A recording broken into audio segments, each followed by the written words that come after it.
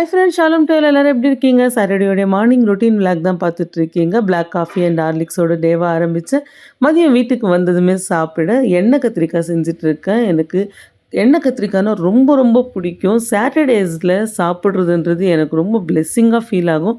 ஏன்னா சண்டே வந்துட்டு கொஞ்சம் டயர்டாக சர்ச்லேருந்து வந்து சமைச்சு சாப்பிட்றதுக்குள்ளே அந்த சாப்பாட்டு மேலே இன்ட்ரெஸ்ட்டே இருக்காது. ஆனால் சாட்டர்டே வந்து மார்னிங்கே ஆசையாக சமைச்சு வச்சுட்டு ஆஃபீஸுக்கு போயிட்டு வீட்டுக்கு வந்து அதை சாப்பிடும்போது பயங்கர சூப்பராக இருக்கும்.